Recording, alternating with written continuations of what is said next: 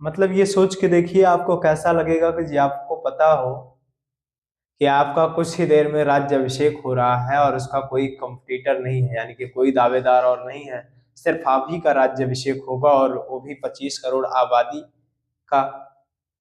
और जिसमें आप कमा के लाल हो जाएंगे, इतना अच्छे से राज्याभिषेक होगा, इतनी सारी परियोजनाओं का अवसर मिलेगा, पूरे प्रदेश के मुख्यमंत्री बन जाएंगे और कमा के लाल हो जाएंगे। अगर आपको ऐसा अवसर मिले और पल भर में मिलता रहे और ये पल भर में अवसर छिन जाए एक फोन कॉल से, और कोई दूसरा व्यक्ति आकर उस कुर्सी पर अपनी धाक जमा ले, तो आपको कैसा लगेगा? अच्छा लगेगा? नहीं लगेगा ना। हाँ, बिल्कुल सही बात है, नहीं लगता है। ऐसा ही एक खुन्नुस है, खुन्नुस ही कहेंगे, ऐसा ही एक खुन्नुस है हमारे उत्तर प्रदेश के उप मुख्यमंत्री केशव प्रसाद मौर्य जी का, जिनका राज्याभिषेक होना था। आधे घंटे में योगी आदित्यनाथ ने पूरा का पूरा मामला ही पलट दिया।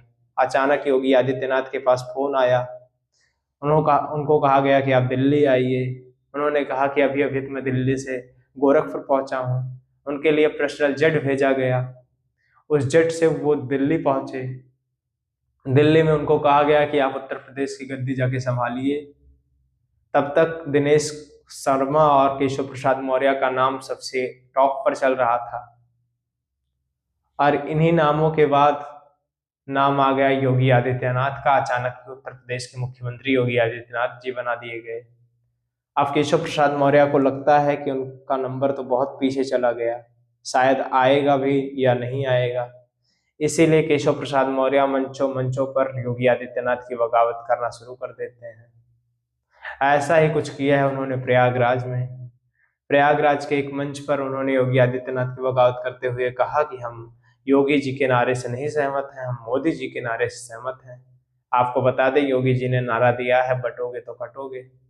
मुझे आज तक नहीं समझ में आया कि इस नारे में ऐसा गलत क्या है। ये बात सही है, यूनिटी में रहोगे तो एक रहोगे, सही रहोगे। बट जाओगे तो कट जाओगे, ये भी बात सही है। बहुत सारी जगहों पर लोग बटे हैं और कटे हैं। लेकिन योगी जी का नारा केशव प्रसाद मौर्य को रास नहीं आया, तो उन्होंने कहा कि हमें मोदी जी का नारा पसंद है। तो मोदी जी ने नारा क्या दिया है? एक रहोगे तो सेफ रहोगे। अब इन दो नारों का मतलब तो शायद एक ही है, लेकिन इसको राजनीतिक गलियारों में अलग अलग महत्वाकांक्षा के साथ देखा जा रहा है। ऐसी ही महत्वाकांक्षा के साथ देखते हुए उत्तर प्रदेश के उप मुख्यमंत्री केशव प्रसाद मौर्य ने कहा कि हम इस नारे का समर्थन नहीं करते हैं कि बटोगे तो कटोगे। तुम बटे रहो, कटोगे नहीं। ऐसा कहने का मतलब था केशव प्रसाद मौर्य जी का। तो हमने कहा कि आपको ही बताते हैं और आपसे पूछते हैं कि आपको कैसा लगेगा। बार बार बगावत हो रही है भाजपा में। उत्तर प्रदेश के उप मुख्यमंत्री केशव प्रसाद मौर्य बार बार इस टेंशन में है कि कहीं अब कुर्सी योगी जी के बाद भी ना मिले। इस टेंशन में उनकी टेंशन इतनी बढ़ गई है कि वो हर मंच से बगावती बयान देते रहते हैं और कहते रहते हैं कि ऐसा हो गया, वैसा हो गया, संगठन सरकार से बड़ा है।